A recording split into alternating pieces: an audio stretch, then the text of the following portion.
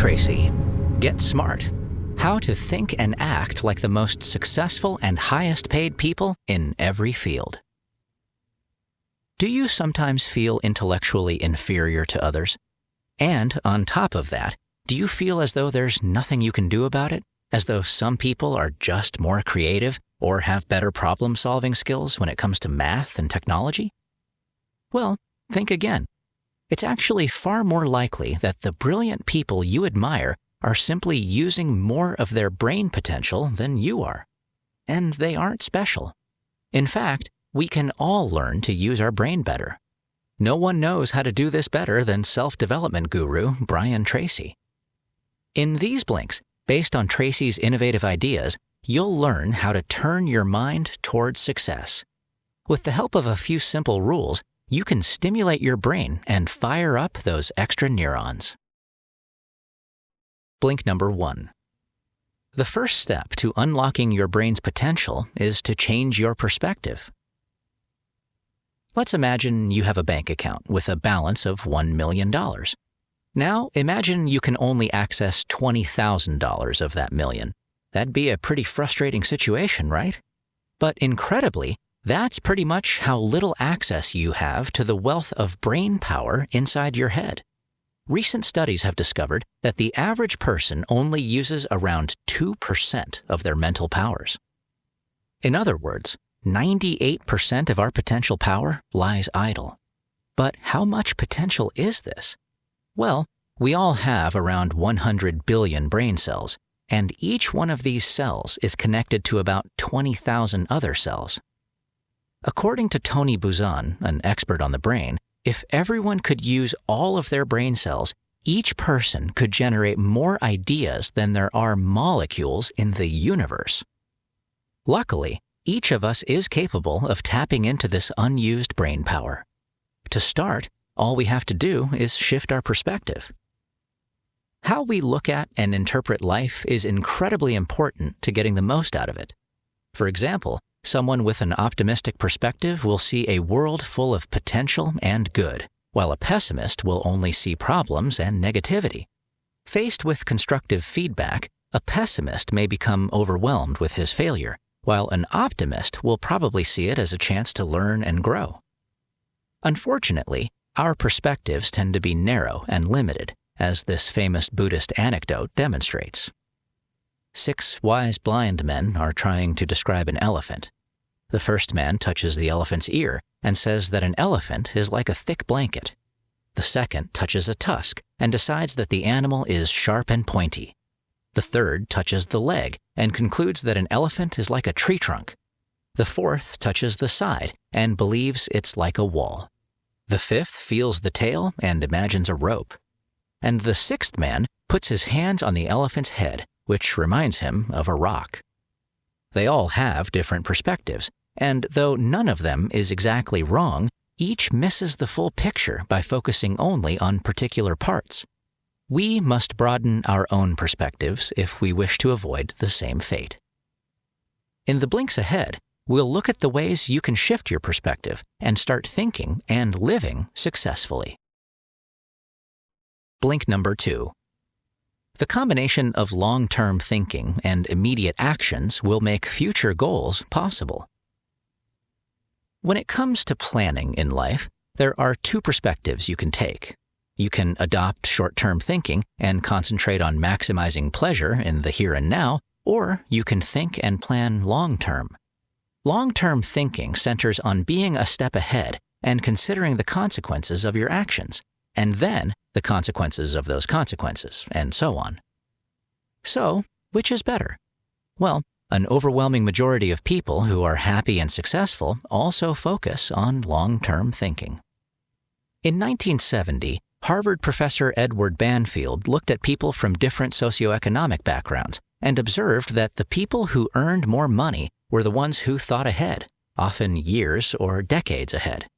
These are society's smartest people, yet their smartness didn't come from having sky-high IQs.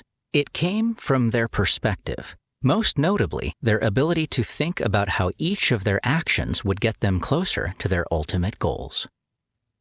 And this is just as important today.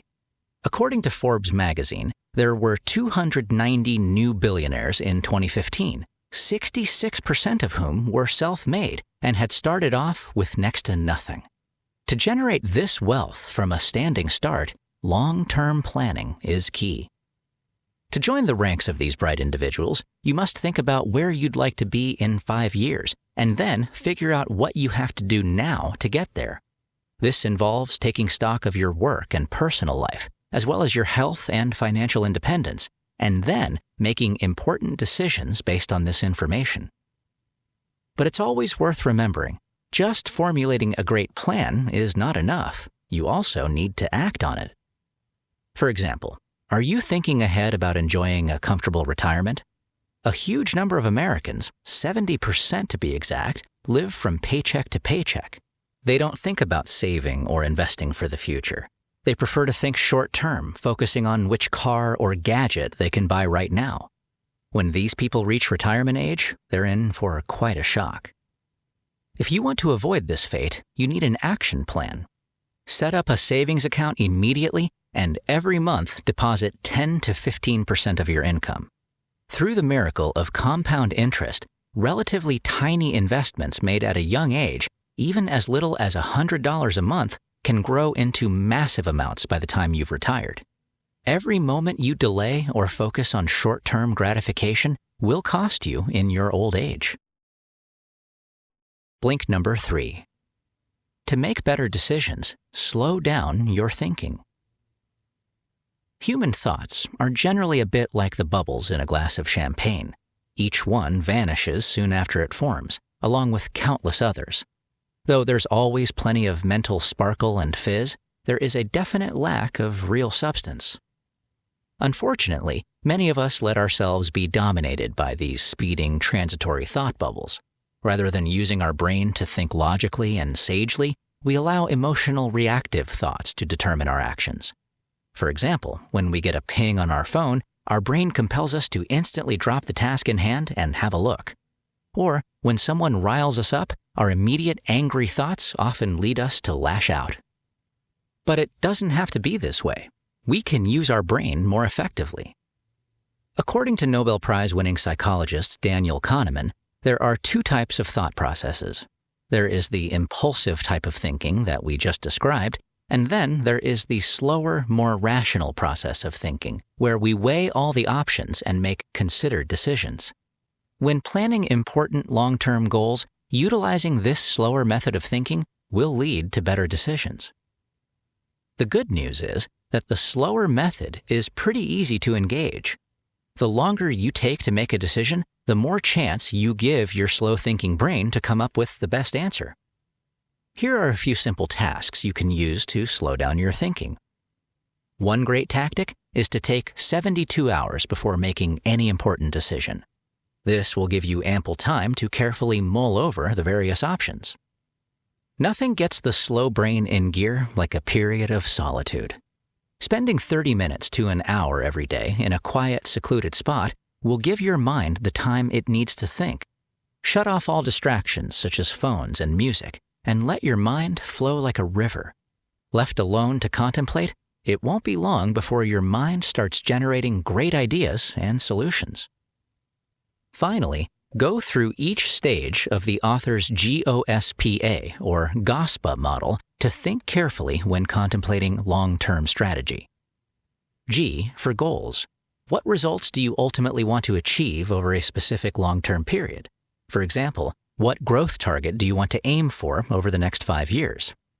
O for objectives. The smaller targets that will get you closer to your main goals. For example, what level of growth should you be striving for this year? S for strategies. How will you achieve your objectives? For example, what marketing strategy will generate the required growth? P for priorities. Identify the most effective actions that will make your strategy a success. A for actions. The everyday work that will ultimately get you to your goals.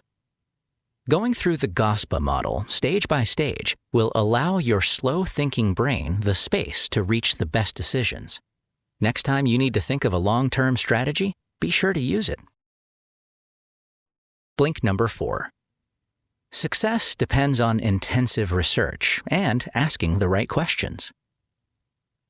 So far, we've talked mostly about how shifting perspectives can help your personal development.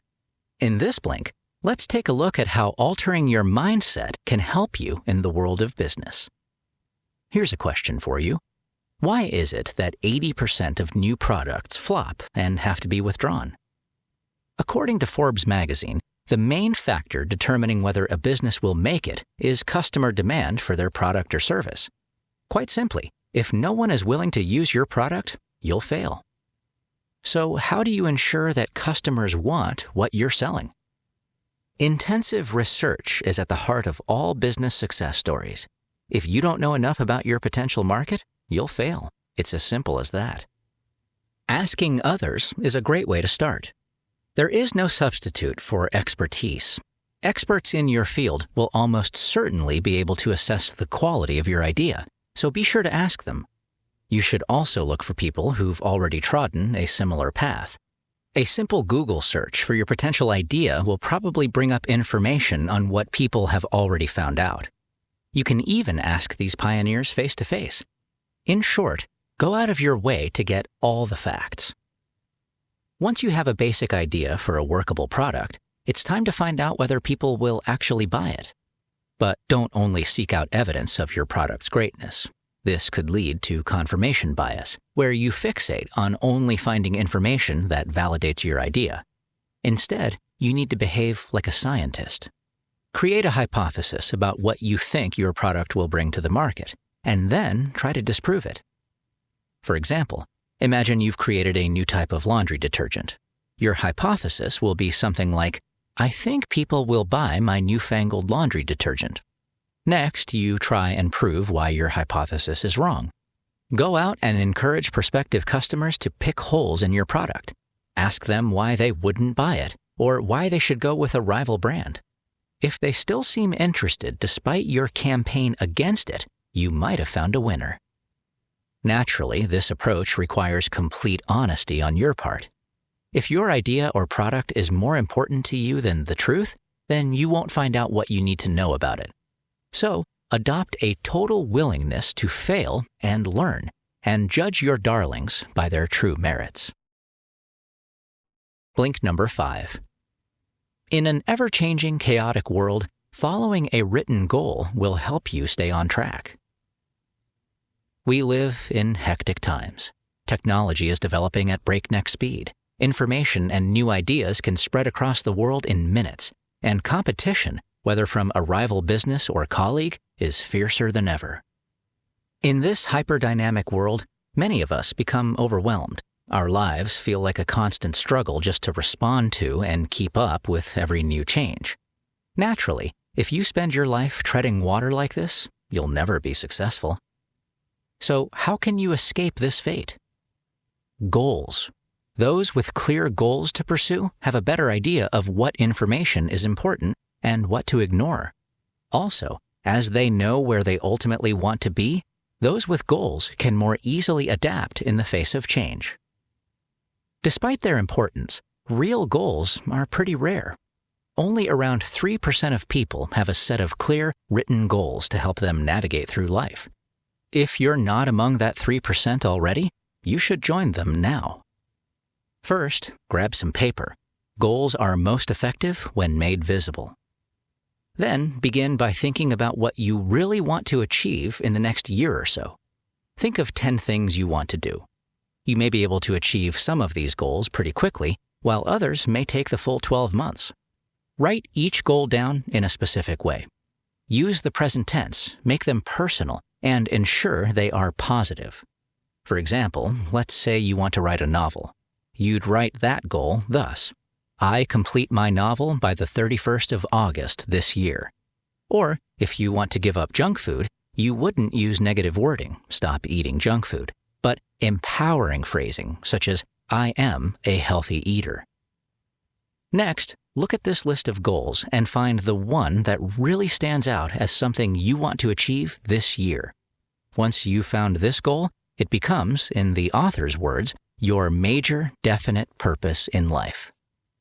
Take out a fresh piece of paper and come up with at least 20 things you can do to make this goal a reality. For your novel, these mini goals could be research potential editors or complete writing classes. Make this list into a checklist and tackle the first task ASAP. If you check something off your list every single day, it won't be long before you've achieved your ultimate goal. Blink number 6. Use your time at work to address important tasks. Don't waste precious time playing or procrastinating. We all know that in order to get an education, children need to go to school. But it's also at school that people pick up a very bad habit, a habit that will cost them when they enter the world of work. This terrible habit is play. From the moment we start school to the time we graduate, play is at the center of our childhood experience. We play in the morning, at recess, after school, and on the weekends. The problem is, this desire to play doesn't stop when we leave school and start working. Studies have shown that the average employee only really works between 11 a.m. and 3:30 p.m., and even then, most of this short time is spent interacting with colleagues. Unfortunately, this focus on play limits our ability. How? The most important asset you have in your life is your earning ability, what others are willing to pay you for completing a task. Being a success depends on how quickly and effectively you get stuff done. Therefore, if you want to join the ranks of the successful, you must spend every working hour actually working, not grabbing coffee with colleagues, wasting hours on the internet, or endlessly checking your email or social media. Of course, focusing on the work at hand is easier said than done. The temptation to play and procrastinate is deeply ingrained in all of us. But luckily, there are a few surefire techniques that will help you succeed. The law of 3 is one great method. The law of 3 argues that just 3 of your tasks will represent 90% of your results. The key, therefore, is to identify and focus all your work on these 3 things. To find these 3 crucial tasks, write down all the things you have to do. You'll probably come up with a pretty long list, but don't worry. Next, ask yourself 3 important questions. 1. If I were to only do one thing on this list today, which thing would generate the biggest result? 2.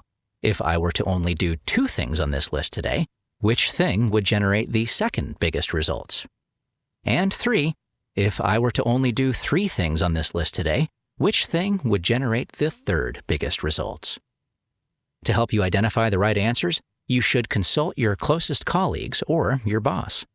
Out of all the tasks and duties you're responsible for, which do they think are the 3 most important? Once you have your 3, your working day should be focused on achieving them. Your other tasks simply don't matter. That way, you'll get the right stuff done and you'll grow your earning potential. Blink number 7. Success in the modern world requires a flexible mind that continues learning. Our world is constantly evolving. In fact, we're living in one of the most tumultuous times in human history. Therefore, to be successful, you need to be aware of technological advancements.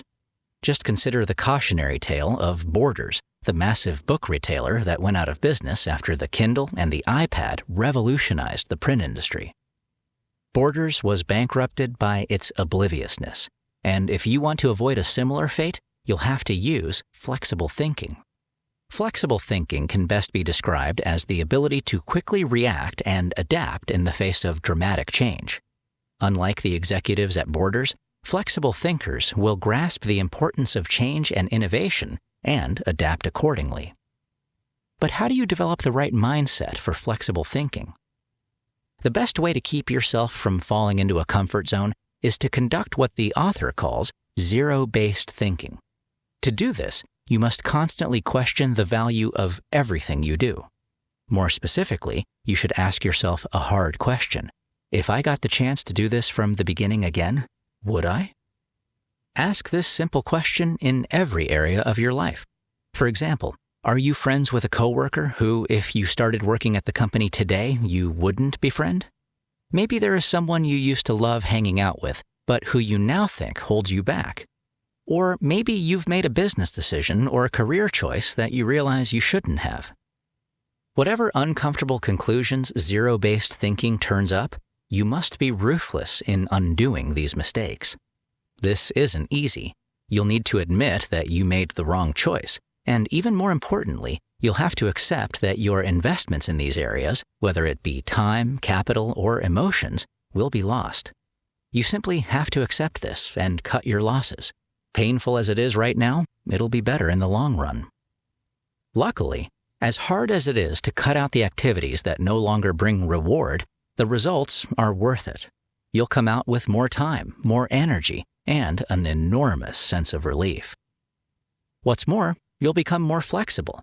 You'll find yourself in a better position, ready to drop the things that slow you down and grasp the new opportunities that come up. Blink number 8. Avoid mechanical thinking by taking creative chances.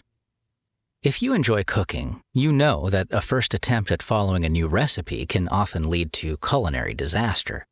But a good cook learns from these mistakes, tries again, and might even end up with a new favorite dish. Smart thinking works the same way. You have to take chances, make mistakes, learn from these mistakes, and find creative ways to improve. This is the opposite of mechanical thinking. Mechanical thinkers believe in extremes. Things are either a complete success or a total failure, with no room for anything in between. They also tend to reject novel thought, due in part to a fear of failure. But this fear of incurring criticism and ridicule often leaves them stuck with old ideas and methods. Naturally, these people are not very successful, since they rarely get out of their comfort zone or make changes. You can recognize a restaurant that is run by a mechanical thinker, because such restaurants seem stuck in the past with fading fixtures and the same dull, out-of-date menu.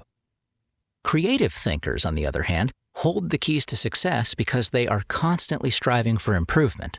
Where mechanical thinkers fixate on the problems, creative thinkers focus on the solutions. To start thinking creatively yourself, follow these simple steps. Start by looking at what you do and look for a problem. For example, if you're a business owner, think about what is holding your business back. Once you think you've defined your problem, your next step is to admit that, actually, you haven't. Your conclusion is almost certainly too broad, so start breaking it down. For example, you might have defined your problem as not having enough revenue. But think again. Maybe it's because not enough people are buying your product, which leads to people prefer your rival's product. And then, your product isn't compatible with the latest technology. Keep working until you come up with the real underlying issue. Once you have your problem, it's time to find a solution. Work hard and get the help of your team to find it. Once you have one, you can probably guess what you need to do next. Yes, that's right. Keep going and identify even more solutions. Make a list of them before finally deciding on which one you think will work best. Then assign key performance indicators, KPIs, to this solution. These will show you whether your solution is working. And appoint someone to take overall responsibility. Then set a deadline for its implementation. Of course, there is a chance that your solution won't work out, so develop a few backup plans just in case. By applying this structural approach to finding creative solutions, your business stands the best chance of staying ahead of the game and thriving in an ever-changing world. Blink number 9. Becoming wealthy starts by thinking like a rich person. What's the secret of wealth? Why are some people rich while the rest of us remain poor? What's their secret? As surprising as it might sound, the rich don't really have one. Anyone can become rich if they start thinking like a rich person. This is because of the law of correspondence, which states that the way you position yourself internally, that is, your outlook on and perceptions of life, will be reflected externally. For example, if you perceive yourself to be worthy, hardworking, and an asset to the world, you will find yourself succeeding. The law of correspondence really works. When the author was poor, He once witnessed someone in the same evening school as him rock up to class in an expensive, beautiful Mercedes. He wanted one immediately, so he started thinking like a rich person. He read up on billionaires, he found a better job, and he worked longer and harder for his employers. Very soon, he'd earned enough in bonuses to be able to buy himself the very same Mercedes. He'd become a success because he started thinking like a successful person. Like the author, if you want to be rich, then it's time you developed a wealthy mindset. To do this, you should start by analyzing what wealthy people do. Watch interviews with billionaires and read up on them. Especially, look for the habits that make them so successful. Habits are probably the most important element to becoming successful. After all, they determine 95% of what you do. So focus carefully on developing powerful ones. To make a good habit, for example, waking up very early, focus on one element at a time and endeavor to do it every single day. After 20 to 30 days, you'll probably have made this habit a part of your life, and you can move on to the next one, say, carefully planning your tasks each week, or managing your investments to get the best results. And even if you've developed a few good habits already, you shouldn't rest on your laurels. Wealthy people are always on the lookout for new opportunities to grow, so you should be also. Keep researching and learning. Your wealthy mindset depends on it. You've just listened to our blinks to Get Smart by Brian Tracy. The key message of these blinks is that there are good ways and bad ways to use your brain. You can have a distracted and unfocused mind that only wants to learn about things that reinforce your negative preconceptions, or you can have a sharp and creative mind. The latter sees the positive things in life and finds success by being inquisitive, adaptable, and innovative. So stop procrastinating, use flexible thinking, write down your goals, change your perspective, and adopt the mindset of the rich. How can you apply these ideas to your career? See the chance in every challenge. Take a moment to think about your biggest problem. Now, instead of thinking of it as a problem, try to think of it as a gift, an opportunity to learn something about yourself. Maybe it'll provide insight into your behavior and provide a chance for you to change the future and be more successful. Remember the words of Henry Ford: failure and hardships are chances to start all over again and to make it better.